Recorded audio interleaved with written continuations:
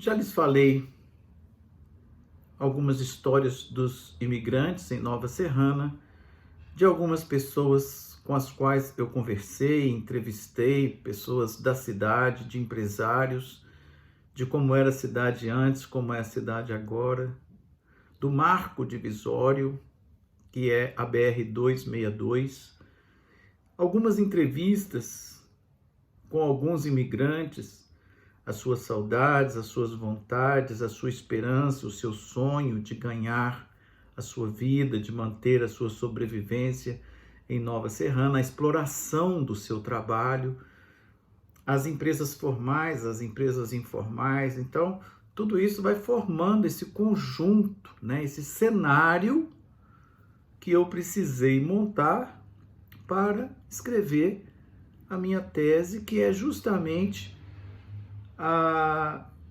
para responder a minha pergunta: como o trabalhador imigrante de Nova Serrana vive a sua religião. Interessante foi observar as respostas dos sacerdotes católicos em relação ao crescimento das igrejas evangélicas. Também eu entrevistei os sacerdotes católicos. Como eu disse para vocês, eu não vou como padre, eu vou como pesquisador. Então não me apresentei como padre. Fica melhor para a gente conversar, para que eles se abram diante de um pesquisador. Então,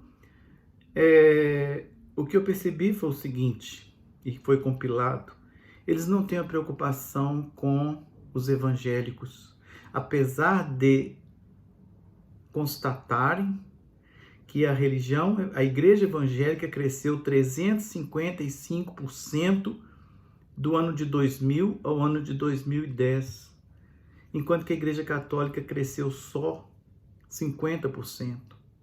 Ou seja, o número de evangélicos em Nova Serrana cresceu 300% a mais do que o número de católicos.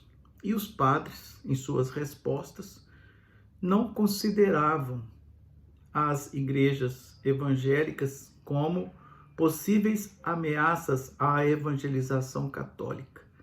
Eles estavam satisfeitos. Na época que eu os pesquisei, que eu os entrevistei, foi de 2013 a 2017, então os padres que estavam lá naquela época, né, mostraram-se muito à vontade frente a essa ameaça, a perda dos seus devotos, dos seus adeptos católicos para a igreja evangélica.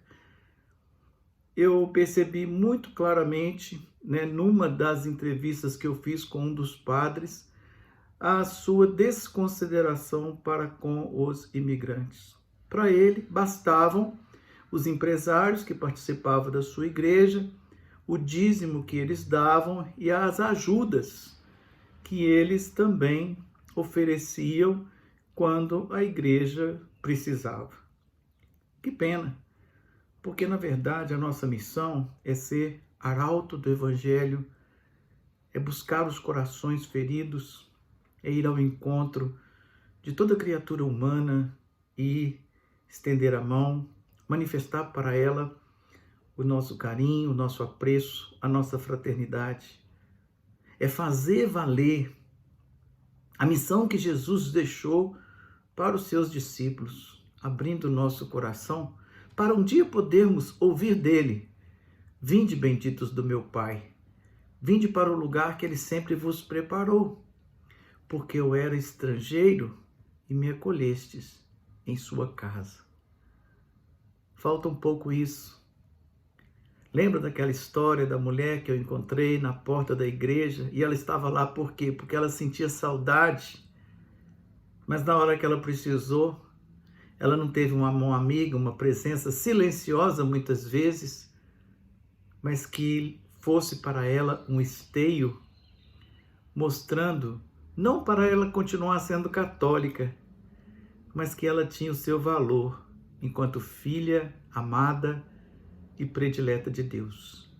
Essa é a missão, não só dos católicos de Nova Serrana, mas de todos nós católicos, de sermos presença na vida de todos, independente de quem seja, e fazer com que essa nossa presença seja o carinho de Deus, que chama cada um pelo nome, que aos poucos passa a conhecer a história e que se compadece com o sofrimento, que chora junto com as lágrimas, que se alegra na alegria, que morre na morte, mas que garante a vida.